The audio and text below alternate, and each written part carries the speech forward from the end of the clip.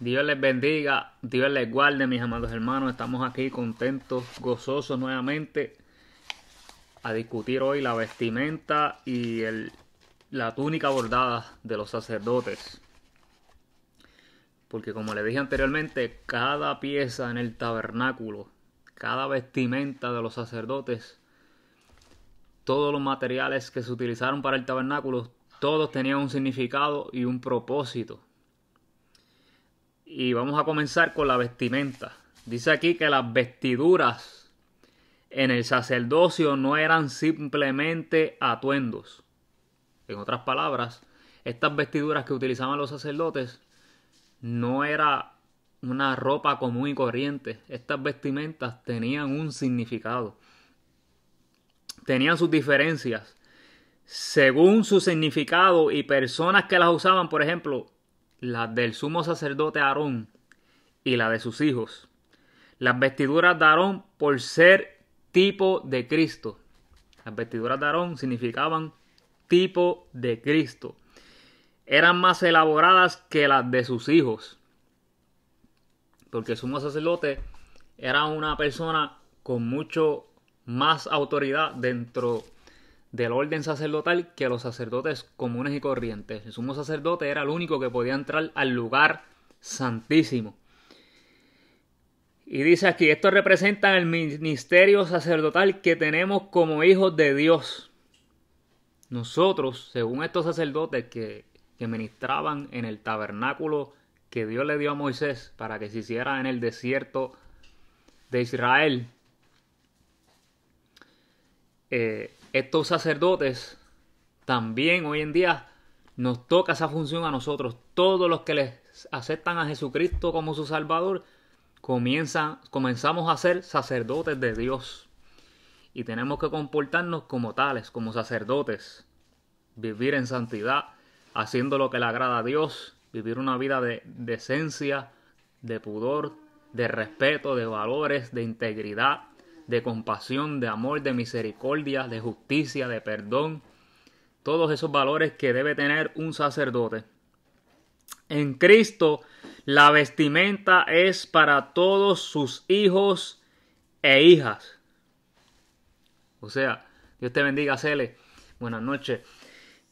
La vestimenta es para todos sus hijos y sus hijas. Como le dije, cuando usted acepta a Jesucristo como su Salvador, usted viene a ser sacerdote de Dios. Todos, tanto hombres como mujeres, somos declarados sacerdotes delante de Dios. Dice, mire lo que dice Gálatas 3:28, eso está en el Nuevo Testamento. Gálatas 3:28, una de las cartas que escribió el apóstol Pablo. Ya no hay judío ni griego, no hay esclavo ni libre. Hermano, eso es lo hermoso de Dios, que no tiene favoritos. La salvación y todas estas bendiciones es para todo aquel que acepta a Jesús como su Salvador. No hay varón ni mujer, porque todos vosotros sois uno en Cristo Jesús. Miren esto para los cristianos o iglesias que son machistas. Miren lo que dice aquí. No hay varón ni mujer. No hay diferencia, en otras palabras. Ay, santo, siento la unción de Dios. No hay varón ni mujer. Las vestimentas son tanto para los hombres como para las mujeres. Tanto que han utilizado el versículo bíblico malinterpretado, la mujer cae en la congregación, para tratar a las mujeres como objetos y como si el hombre fuera dueño de la mujer. Hermano, y minimizar a la mujer. Hermano, por favor, lea la escritura bien. La escritura desde el inicio de Génesis dice que creó al hombre y la mujer a su imagen y semejanza. O sea que los dos tienen los mismos derechos. Hermano, por favor, no manipule a sus ovejas. No manipule a las mujeres. No manipule a su esposa. Le traigo esto con amor, para que salga de ese yugo de esclavitud, de esa oscuridad de la palabra, y venga la luz para que pueda ser libre y las mujeres en esos lugares puedan ser libres y tomen la identidad que Dios les dio, tomen la autoridad que Dios les dio. No dejen que ningún pastor, ministro o persona le diga que usted no puede ser pastora, apóstol, evangelista, maestra, profeta. Usted puede ser cualquiera de esos ministerios. Mi amado hermano, no se deje engañar por hombres que por falta de conocimiento, como dice la Escritura, el pueblo perece por falta de conocimiento. Y el diablo le gusta eso, que el pueblo se quede ignorante para que no tome la identidad y el poder que Dios le ha dado a cada una de las mujeres. Y las mujeres utilizadas por Dios, no hay demonio ni Satanás que se resista ante su poder, ante el poder que Dios pone en ellas. Las mujeres tienen una unción poderosa. Dice, las vestiduras que harán son estas. El pectoral, eso está en Éxodo 28:4. El efod, estas son las vestiduras, la vestimenta. Dentro de la vestimenta estaban todas estas cosas que ya yo lo he dicho antes. El pectoral, el efod, el manto, la túnica bordada, que hoy vamos a discutir la túnica bordada, la midra y el cinturón. Hagan pues las vestiduras sagradas para Aarón tu hermano y para sus hijos, para que sean mis sacerdotes. Estas vestiduras, mire lo que dice aquí, las vestiduras sagradas. O sea, usted y yo como cristianos, Jesús nos pone la vestimenta de sacerdote y estas vestiduras son sagradas. ¿Y qué pasa cuando algo es sagrado? Que no se contamina con lo impuro, con lo inmundo, con el pecado, con lo chabacano, con la mediocridad, con la maldad del mundo. Nada de eso, ni con el príncipe de este mundo que es Satanás. Sino que se guarda y se consagra a Jesús. Sigue sus mandamientos, sigue su palabra. Y todos los días los busca con ánimo, con amor, con deseo, con pasión, con hambre. Según usted, cuando usted no come le da un hambre que se desespera porque si no come, Dios mío, tengo dolor, quiero comer ya, no puedo pensar bien porque no he comido, no me puedo concentrar bien porque no he comido. Así pasa en el mundo espiritual. Si usted no come, no va a poder ver bien lo que Dios tiene para usted. Porque va a estar debilitado espiritualmente. Necesita comer para estar fuerte espiritualmente. Los materiales utilizados para las vestimentas fueron los siguientes: oro, azul, púrpura, carmesí, lino torcido. A ver si encuentro aquí. Miren lo que significa el azul. Este libro te explica lo que significa el azul. El azul significa celestial, autoridad divina. Por eso era que estaban las vestimentas hechas de oro, azul, púrpura, carmesí y lino torcido. Y mira lo que significa el blanco, que ya eso yo lo he dicho antes: pureza, santidad de Dios. El carmesí, ¿qué significa el carmesí? El sacrificio, la expiación, la redención. Y según le estoy diciendo, me da los versículos bíblicos. El azul está en Éxodo 24:10, Números 15 y así sucesivamente. Si usted quiere, busque este libro online y lo puede estudiar más a fondo. De David Bonilla, Manual del Tabernáculo. Muy detallado. No todos los libros son así. Dice también el púrpura, que el púrpura significa realeza, que ya también lo había dicho. Que ese testimonio yo lo he contado, que yo no sabía cómo Dios me veía. A través del camino Jesús me enseñó cómo Él me ve. Y en un drama que yo hice, me pusieron unas vestiduras, el Espíritu Santo me ministró, me pusieron unas vestiduras de rey, un traje hermoso, era ese mismo, como púrpura, como un color así, algo así. Y ahí el Espíritu Santo me dijo: así te veo yo. Para todo aquel que anda con la cabeza cabizbajo, que no se merece, ¿verdad? Que no tiene la autoridad para conquistar lo que Dios le ha dado. Nosotros somos conquistadores, somos reyes. Somos cabeza y no cola. No deje que nadie lo pisotee, lo manipule, lo intimide, lo amedrente, porque usted sabe cuál es su identidad. Y tiene que dar a respetar su identidad, sus valores, sus creencias, porque si no, le pasan por encima, se le va la vida y no logra los objetivos de Dios sobre su vida. Dice también aquí que además de los materiales descritos, hablaremos de las piedras utilizadas en la elaboración de estas vestiduras. Dios habló a Moisés y le dio un orden que debía seguir al ponerles las vestiduras a Aarón y sus hijos en el día de la congregación. Y mira el orden que Dios le dio. En Levítico 8, del 7 a 9. Levítico 8, del 7 a 9. Ese libro está... Inmediatamente está Éxodo, después viene Número y después viene Levítico y después viene Deuteronomio, que son los libros del Pentateuco. Y puso sobre él la túnica y le ciñó con el cinto. Puso la túnica primero, después el cinto. Le vistió después el manto y puso sobre él el efod. Y lo ciñó con el cinto del efod. Y lo ajustó con él. Luego le puso encima el pectoral. Y puso dentro del mismo los urim y tumim. Después puso la mirra. Y con calma, porque eso lo vamos a discutir, lo que es el urim. Yo sé que ustedes tienen preguntas sobre eso. El urim y tumim y la mirra, todo eso. Lo que pasa es que lo vamos a discutir día por día porque es mucho material.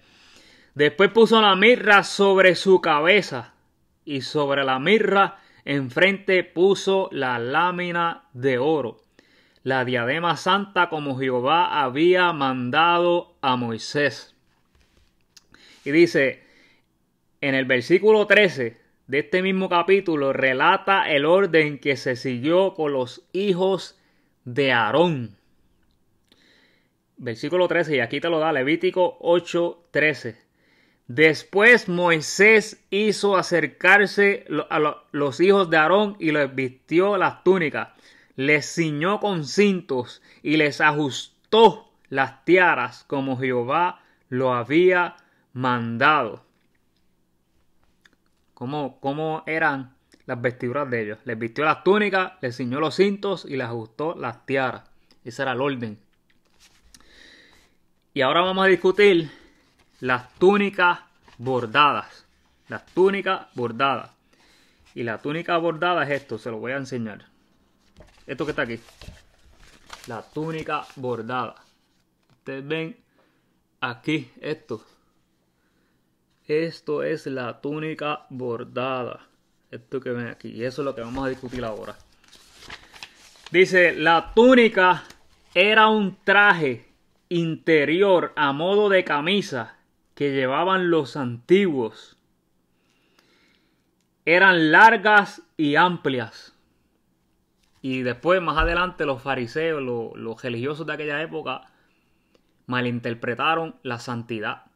Entonces comenzaron a utilizar túnicas largas, creyendo que eso los hacía santos, cuando, como dice el sabio Jefran, que el hábito no hace al monje.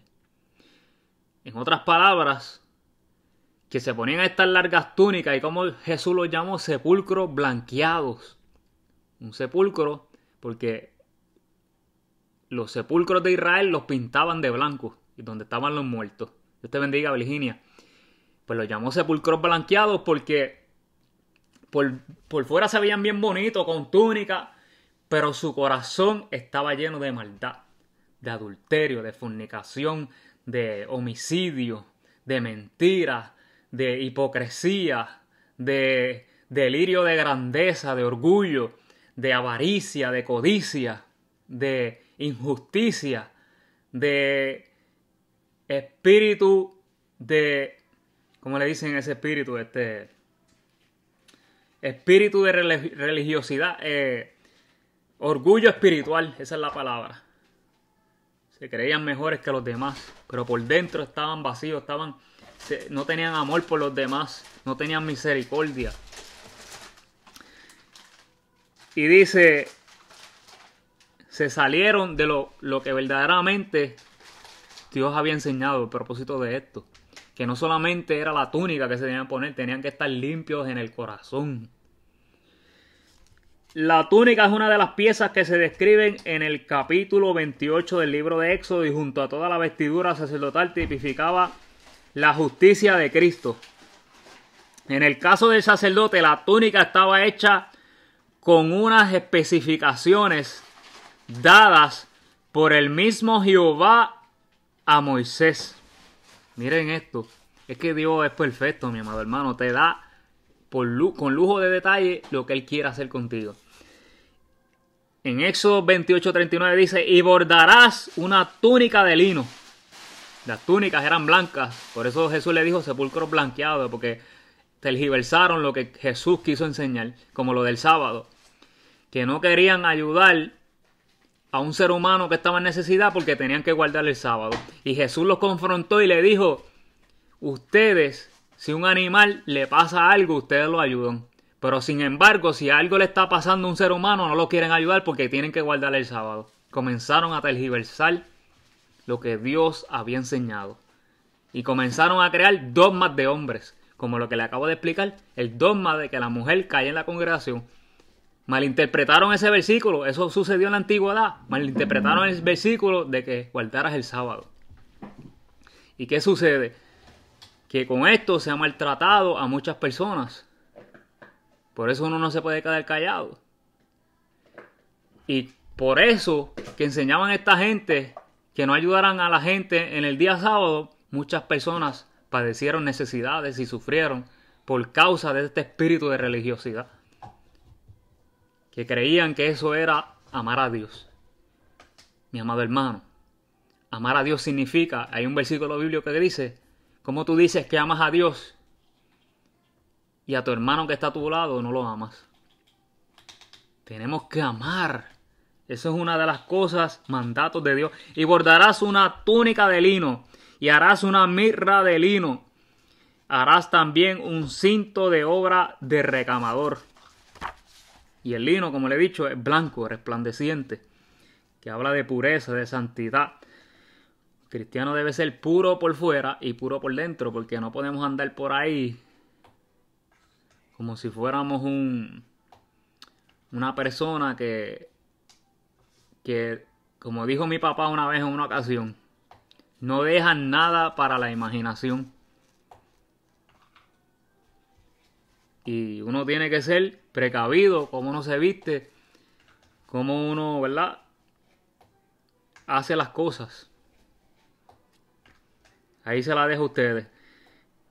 Y no soy legalista por si acaso, porque eso de, si usted quiere ir en un traje de baño a la playa, va a ir en un traje de baño a la playa, pero, ¿verdad?, uno también tiene que ser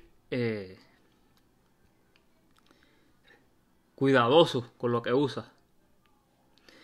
Un detalle importante era que debía ser de una sola pieza. Y esto quiero decir también, tampoco es que usted vista como un pordiosero o como un mendigo, porque Dios no te quiere ver así. Dios te quiere ver bien, una buena ropa, limpia, planchada. A veces yo no plancho la ropa, trato de plancharla, pero a veces no me da tiempo. Si no está muy estrujada me la pongo, ¿verdad? Tengo que ser honesto. A veces la plancho, pero lo que Dios quiere decir es que vistamos bien, que no vistamos como si estuviéramos en depresión. Pero también, ¿verdad?, Dios hace sus excepciones, ¿verdad? Pero eso era para aquel tiempo, como Juan el Bautista, que se vestía con pelo de camello. Por eso eran promesas y sacrificios que hacían para aquel tiempo. No necesariamente que usted se tenga que vestir así. Un detalle importante era que debía ser de una sola pieza y debía cubrir al sacerdote hasta los pies. En otras palabras, lo que le acabo de decir habla de santidad, de que nosotros debemos cuidar nuestro cuerpo, que es templo del Espíritu Santo. Si usted como cristiano se une, como dice la Escritura, a una ramera, usted viene a estar fuera del cuerpo. Dice la Escritura. O sea, porque la prostitución es un pecado delante de Dios. El adulterio, la fornicación, que es tener relaciones sexuales antes de casarte, si usted se comporta de ese tipo de conducta, usted no está haciendo lo que dice aquí, como hacía Dios con los sacerdotes. Se cubrían hasta los pies. No quiere decir que usted se vista así, por si acaso, pero sí que sea recatado. Esta sola pieza representa el Evangelio de Jesucristo, que no puede ser dividido ni fragmentado. Y nos habla de un solo Señor, Cristo Jesús. O sea, la Biblia habla que el que le añade o le quita a la Escritura acarrea condenación. Usted no le puede añadir a la Biblia ni quitarle. Dios está hecho, el Evangelio, de una sola pieza. Hay un solo Cristo, hay un solo bautismo, hay un solo Espíritu, hay un solo Salvador, una sola pieza. No diluya esto. No, la palabra correcta sería: no adultere esto. No haga variaciones como si esto fuera un experimento. No, lo que está escrito y así se queda. Jesús es el único camino al Padre, el camino, la verdad y la vida. Los que dicen que Jesús era un profeta, pues ya ahí están quitándola a la Biblia, porque Jesús era Dios. Los que dicen que Jesús no era Dios, le están quitando la Biblia. Y montones de religiones dicen que Jesús era un profeta, y ahí se quedan. Te adornan, te hablan bonito de Jesús. No, él era un profeta. Pero sigue investigando para que usted vea que dicen que no es Dios. Sálgase de ahí corriendo, porque Jesús es Dios, el Verbo. ¿Quién es el Verbo? Jesús. El Verbo era Dios y se hizo carne y habitó entre nosotros. El Verbo, la palabra, Jesús en acción. A ver si lo encuentro aquí rapidito. Juan, para que ustedes vean que lo que habla de una sola pieza, una sola vestimenta. Que no estén cambiando lo que ya Jesús estableció. Y esa fue una de las primeras cosas que me enseñó Dios cuando me convertí. Que Jesús era Dios. Y eso no hay nadie. Me pueden matar y no hay nadie que me quite que Jesús es Dios. Nadie. Ni un testigo de Jehová, ni los musulmanes. Jesús es Dios. Miren esto. San Juan capítulo 1. En el principio era el Verbo. ¿Por qué el Verbo? ¿Qué significa verbo? Acción. Todo el tiempo Dios está creando, está moviéndose, está en constante movimiento. Y usted tiene que aprender de Dios. Usted tiene que estar en constante movimiento. Usted no se puede quedar inerte ante las situaciones de la vida. Usted no se puede echar a morir en una cama con depresión por las situaciones de la vida. Usted no puede huir o tener miedo ante las situaciones de la vida. Usted tiene que estar en acción continua. Tiene que imitar a Dios, que nunca echa hacia atrás, no retrocede, sino todo el tiempo está hacia el frente. Y el Verbo era con Dios. Y miren esto. Y el Verbo, que es Jesús, y el Verbo, miren esto, esto es un trabalengua, pero es fácil de entender. Y el Verbo era Dios. Este era en el principio con Dios. ¿Quién es el único que tiene principio y fin? El alfa y el omega, en el Apocalipsis, Jesús. Y miren esto. Todas, para aquellos que dicen que Jesús no es Dios, todas las cosas por Él fueron hechas. Y sin Él, nada de lo que ha sido hecho fue hecho. En Él estaba la vida. Y la vida era la luz de los hombres. Jesús es la luz del mundo. La luz en las tinieblas resplandece. Y las tinieblas no prevalecieron contra él. Y en el versículo 14, mira lo que dice, que ese era el que quería llegar. Y aquel verbo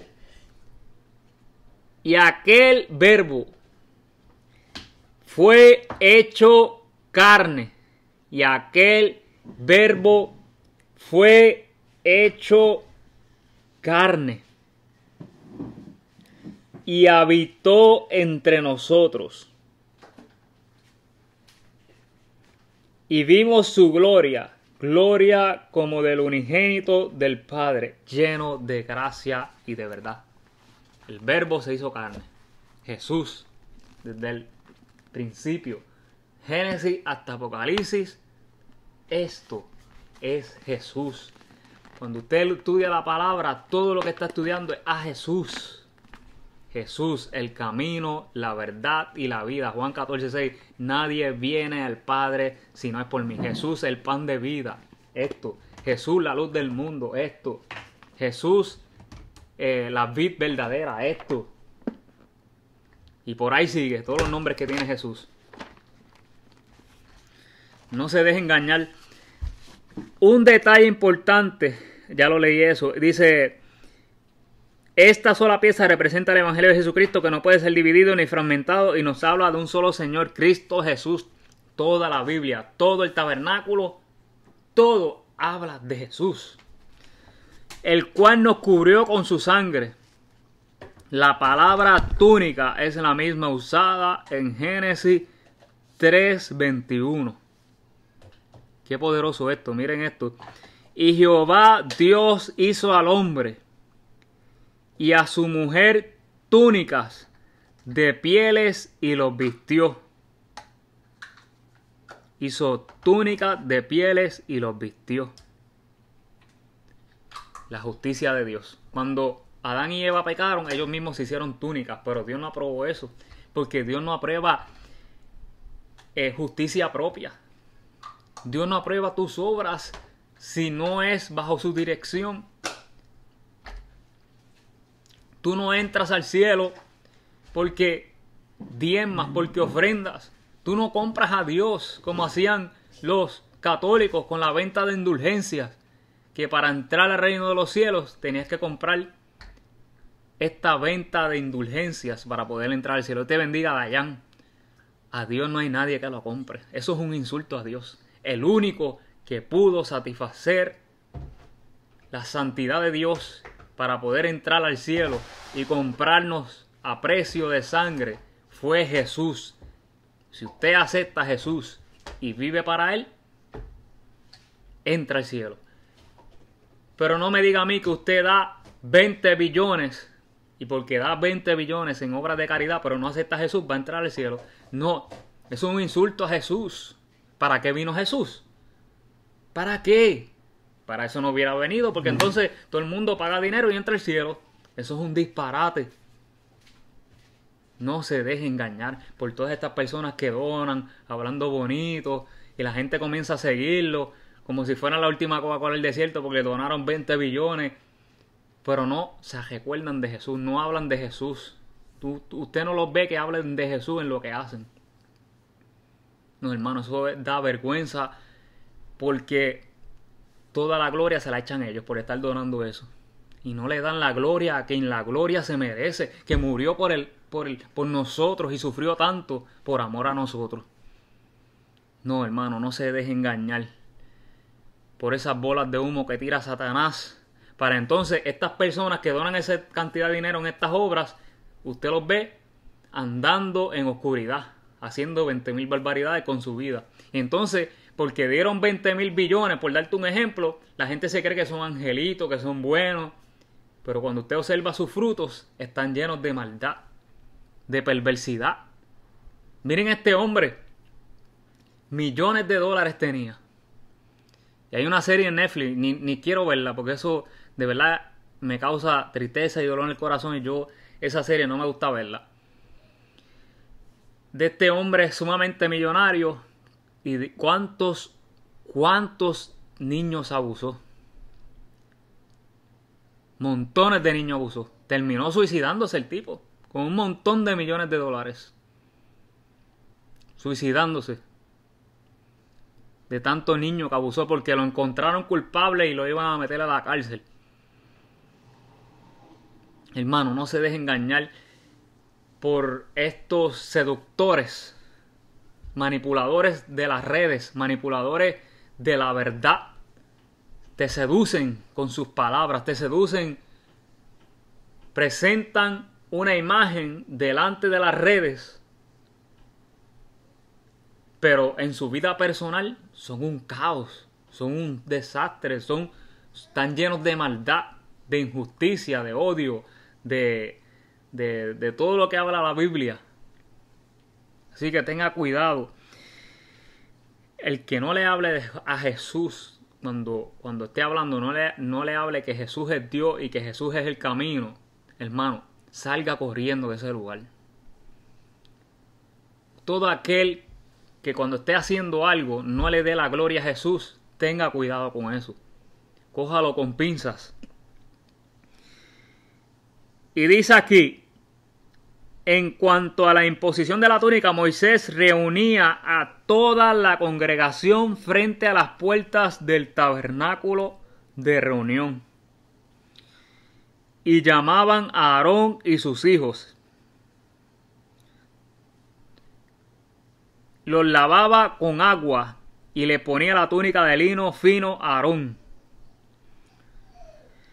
la cual representaba la justicia divina. Dios manifestándosela al hombre. Le creó las túnicas, le dio el diseño para las túnicas. No es el hombre diciéndole a Dios cómo justificarse delante de él como hicieron Adán y Eva, que se cosieron sus propias túnicas. No, a Dios nadie le da instrucciones, es lo que él dice. Y Dios los cogió a Adán y Eva y le dijo, no, esas no son las túnicas, estas son las túnicas. Aquí uno no se tiene que someter a la voluntad de Dios, no es lo que uno quiere, sino lo que Dios quiere. Recordemos que Aarón es tipo de Cristo y Cristo es nuestra justicia. Dios nos ve a través de Cristo. No nos ve a través de nosotros, porque imagínense, si Dios nos viera a través de nosotros, ya la ira divina hubiera caído sobre cada uno de nosotros, nos hubiera consumado, porque ninguno de nosotros somos perfectos y hemos pecado delante de Dios. Todo. Pero gracias a Jesús, que murió por nosotros, por eso es que yo menciono a Jesús en todo lo que hago, que murió por nosotros para entrar a la presencia de Dios y para tener vida eterna. Romanos 5:18 dice, así que como por la transgresión. ¿Qué significa transgresión? Transgresión significa cuando tú violas algo, rompes una ley, rompes un mandato, no haces la voluntad de Dios, violas las leyes de Dios, eso es transgresión. Así que como por la transgresión de uno vino la condenación. Adán y Eva pecaron, vino la condenación al mundo. Vino la condenación a todos los hombres. De la misma manera, por la justicia de uno, la justicia de quien, de Cristo, porque no pecó, tentado en todo, pero sin pecado, le demostró al hombre que se puede vencer el pecado y la maldad. Le dijo en otras palabras,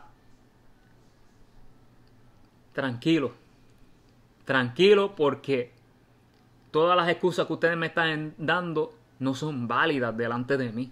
Miren, yo soy hombre de carne y hueso y he podido resistir todas las tentaciones y toda la maldad. Tentado en todo, pero sin pecado. Molido fue por nuestros pecados, herido por nuestras rebeliones. Cada vez que usted está pecando, usted está en rebelión contra Dios.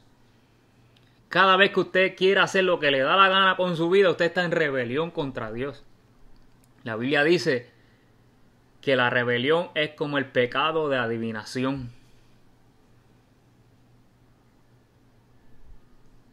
La obstinación, la terquedad, el querer hacerlo con tu vida lo que te da la gana y no querer seguir los mandatos de Dios,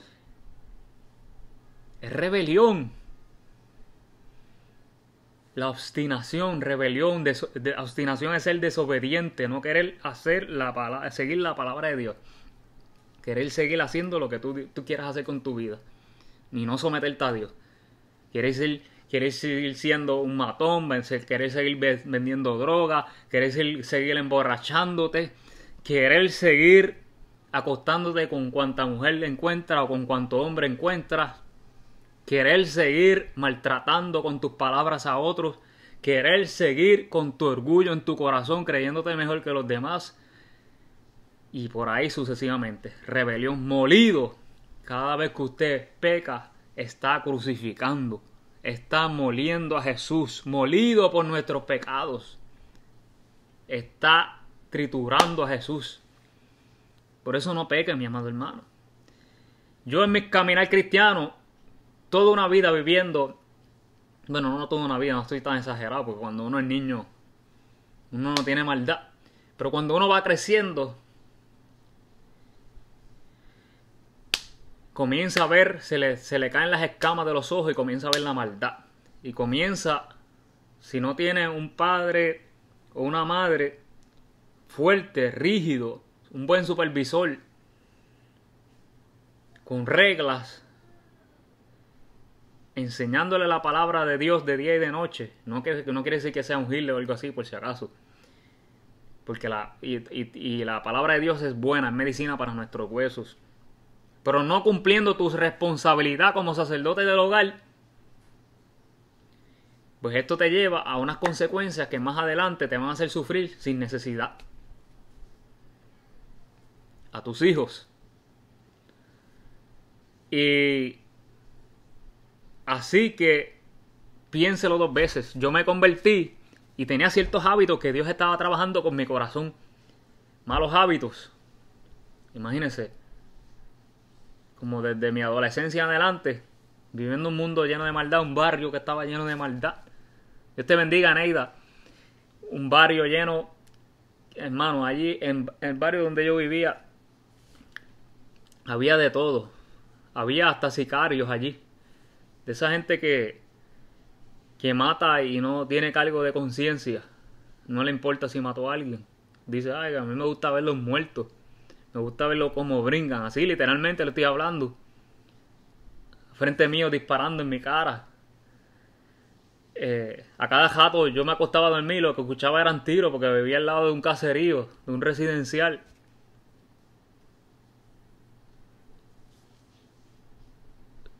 Compañeros que jugaron conmigo baloncesto. Jovencitos, 12, 13 años, 14. Endrogados, llenos de droga. Y yo, ¿dónde están los padres de esos jóvenes? Llenos con talentos. Yo conozco un muchacho que jugó conmigo súper bueno en baloncesto. Perdido en las drogas. También conocí a otro que jugaba, eran de los mejores que jugaban baloncesto. Usuarios de drogas. En los bleachers, en los asientos de la cancha, ahí usted los veía endrogados.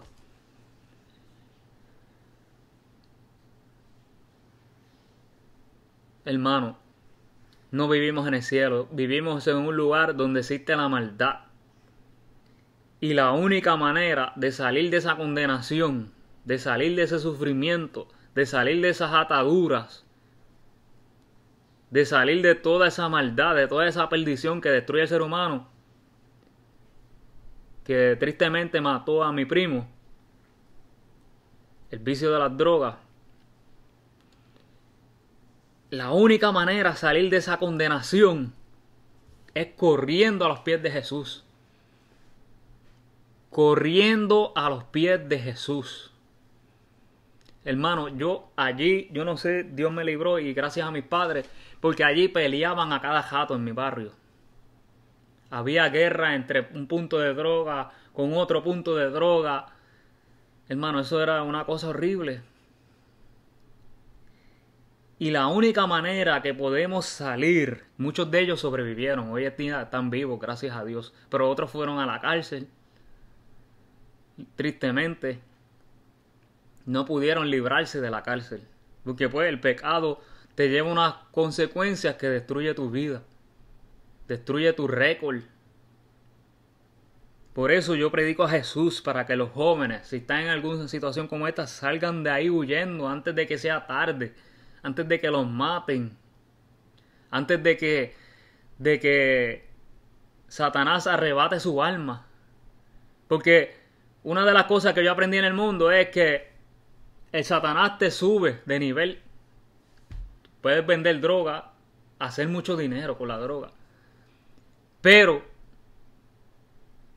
como dijo Jesús, necio, ¿de quién es tu alma? Esta noche han venido a buscar tu alma. Viene otro, entra la envidia, lo que le llaman la envidia, o el orgullo. Viene otro que también tiene otro punto de droga y quiere ser más grande que el otro que tiene un punto de droga. Y entonces se terminan matándose. Matándose. ¿Y de qué le valió todo ese dinero? Ahora mismo, este hombre, Pablo Escobar, escuché una vez que ese hombre tenía alrededor de 4,000 billones en dinero. Y este hombre terminó muerto. Este otro hombre que tenía hasta hipopótamos, tenía un zoológico en la casa. Y este otro hombre que no recuerdo el nombre, también uno de los narcotraficantes más grandes que ha existido, ¿dónde está? Encerrado entre paredes. Por eso es que yo predico a Jesús, para que el ser humano no llegue a este tipo de condición, no tenga que llegar a estas consecuencias que te lleva el pecado. Dios te bendiga, hermanito, te amo. Salga corriendo del pecado. El pecado atrae, seduce, por eso mucha gente cae. Pero después que lo consumes, lo que trae es tristeza, lo que trae es dolor, lo que trae es división, lo que trae es destrucción. Hermano, el ejemplo más grande que existe es Adán y Eva. Miren toda la destrucción que entró al mundo cuando Adán y Eva pecaron. Dios los arrojó de su presencia. Ya no vivían para siempre, les acortó los días. Les hizo, cada vez que usted tenga que levantarse a las 5, 4 de la mañana, recuérdese las consecuencias del pecado. Para ir a trabajar 8, 10, 12 horas. El hombre no tenía esas exigencias. Pero debido al pecado entró todo esto. El cansancio del trabajo, las enfermedades, la vejez. Parte de la condición del pecado de Adán y Eva. Todo pecado trae destrucción. Hermano, no se deje seducir por el pecado. El pecado es agradable a tus ojos, a tus sentidos. Pero una vez es consumado, ¿qué dice la Escritura? Trae muerte. No le haga caso a sus pensamientos. Los pájaros pueden volar alrededor de usted, pero no deje que haga nido en su cabeza. Porque una vez hace nido, entra a su corazón y comienza a ejecutar ese pecado y va a traer muerte. ¿Cómo trae muerte? Las drogas te matan o te llevan a la cárcel. El adulterio destruye tu matrimonio. Trae desconfianza. Después hay parejas que cometen adulterio, se reconcilian, pero después todo el tiempo están en desconfianza. No hay paz. Ahí sí que lo superan, pero hay mucha gente que no la supera. Tratan de reconciliarse, pero al fin y al cabo terminan divorciándose. Fornicación. Puedes coger una enfermedad. Le haces daño a muchas personas porque comienzas a hacer hijos, los dejas abandonados. No tienes suficiente dinero para pagar a todas las pensiones. Los hogares se quedan sin padre o sin madre, disfuncionales. Se sigue estableciendo ese ciclo de maldición. Y tú tienes que venir a Cristo para romper ese ciclo de maldición y convertir ese ciclo en bendición hasta la tercera y cuarta generación, como dice la Escritura. Vamos a seguir aquí para terminar. Porque el fin de la ley es Cristo, para justicia a todo aquel que en él cree. El fin de la ley. ¿Cuál era el propósito de la ley? Llevarte a los pies. La ley lo que te hace es ver lo que es malo, para que no lo hagas. La ley te enseña lo que es malo para que no lo hagas. ¿Qué te produce la ley? Arrepentimiento. Porque te hace ver lo malo que estás haciendo. es como un espejo. ¿Para qué? ¿Para qué te hace sentir mal? Para que vengas a Cristo y comiences a actuar de manera adecuada delante de su presencia, sabiendo que el hombre no es justificado por las obras de la ley, sino por la fe de Jesucristo. Nosotros también hemos creído en Jesucristo para ser justificados por la fe de Cristo, y no por las obras de la ley, por cuanto por las obras de la ley nadie será justificado. O sea, no porque usted siga las leyes, los mandamientos, quiere decir que usted va a ser justificado delante de Dios. No, porque eso fue lo que hicieron los judíos. Seguían las leyes de Dios, pero nunca aceptaron a Jesús.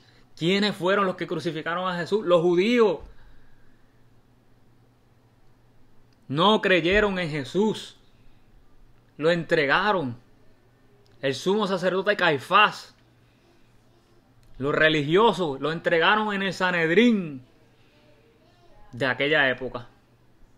Como hoy en día, muchos concilios. Los otros días estaba escuchando un concilio que por un ministro poderoso que se ganaba almas para Cristo, ungido por Dios, y porque se puso un día una gorra para atrás para predicar, el concilio lo excomulgó.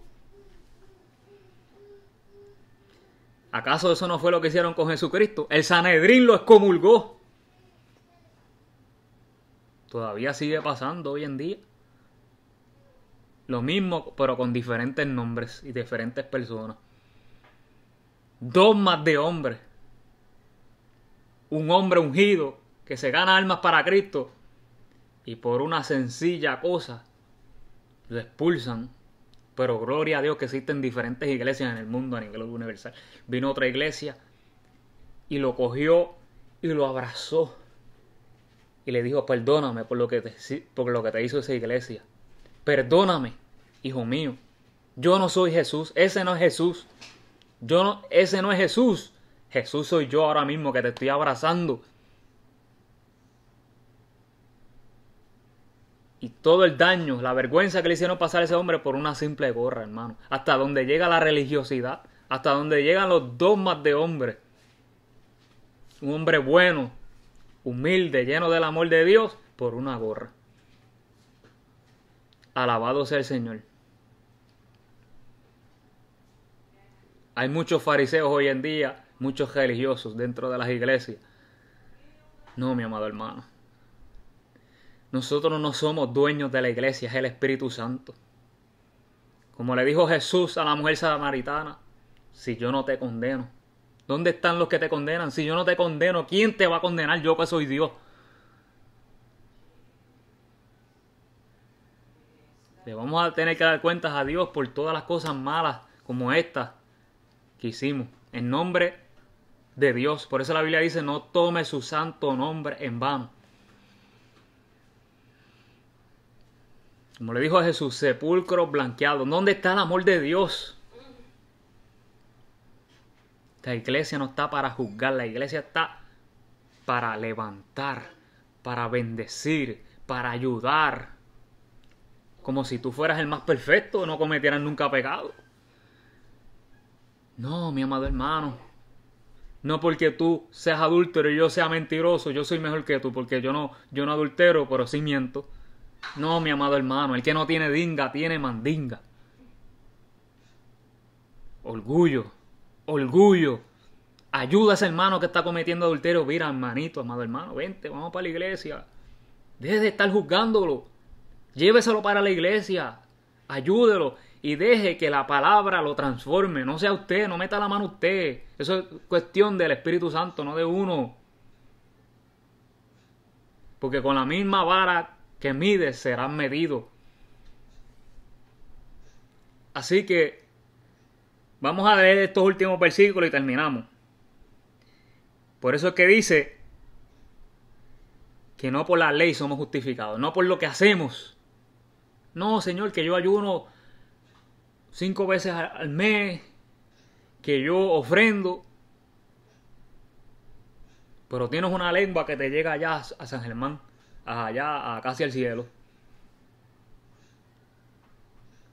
O, no, que yo predico, que yo enseño la palabra, pero tienes una doble vida. Hermano, cuidado, cuidado, cuidado. Nuestro trabajo no es ser jueces. Déjesele eso a Dios. Usted sabe que el adulterio es pecado, usted sabe que mentir es pecado, pero usted no es quien para decirle a ese ser humano: usted no sirve porque está adulterando, usted no sirve porque está mintiendo. Déjele eso al Espíritu Santo. Estamos maltratando al ser humano. Un ser humano en pecado no necesita que nosotros le digamos en pecado. Ellos saben que están haciéndolo mal porque tienen una conciencia. La Biblia dice en Romanos, tienen una conciencia.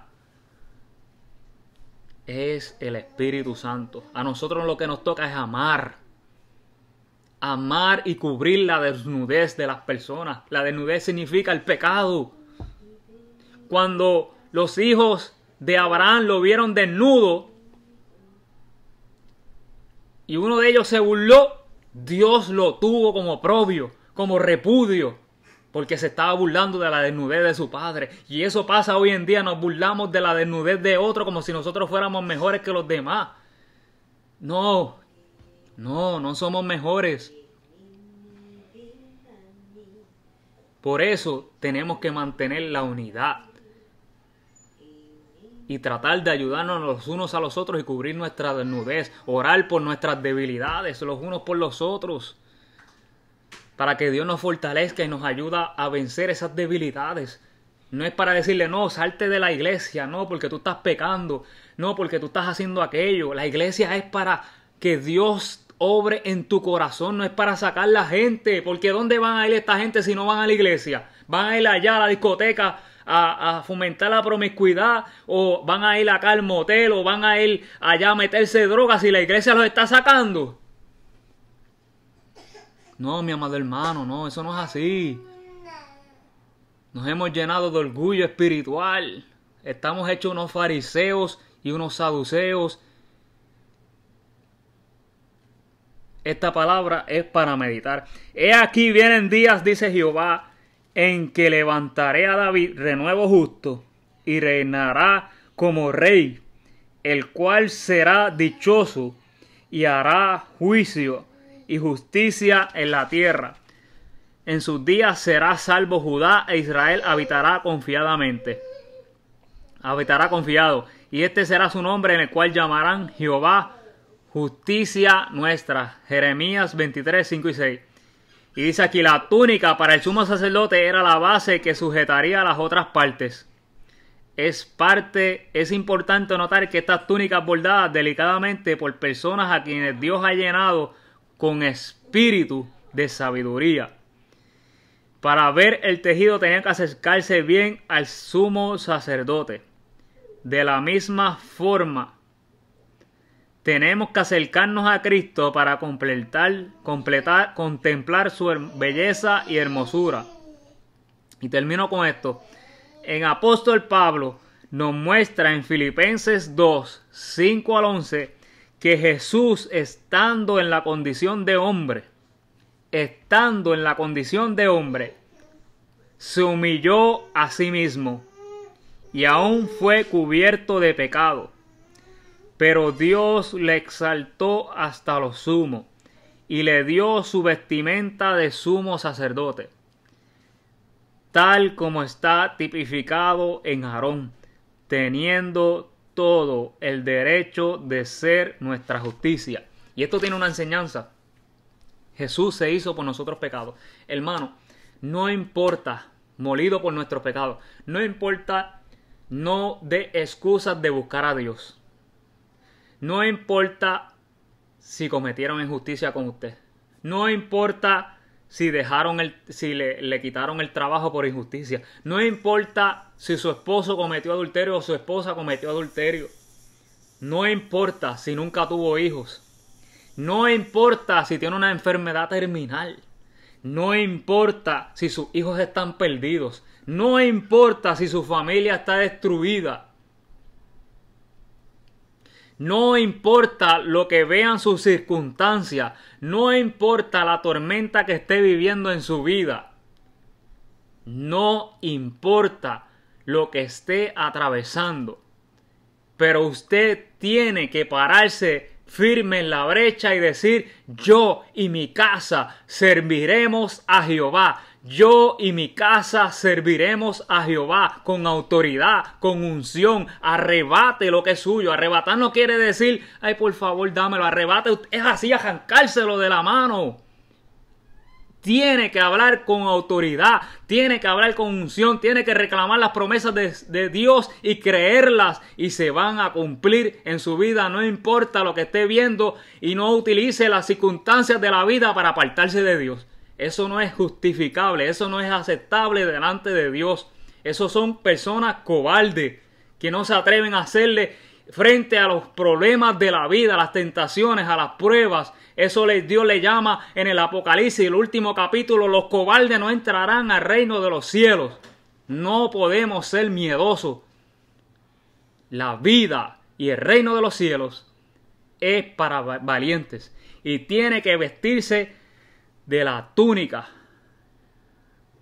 blanca de lino fino por dentro y por fuera. Vivir la santidad que Dios demanda. No se rinda. Siga hacia adelante. Y sonriamos. Que el Señor nos ama. Dios les bendiga. Espero que se hayan gozado con esta palabra como yo me gocé. Buenas noches.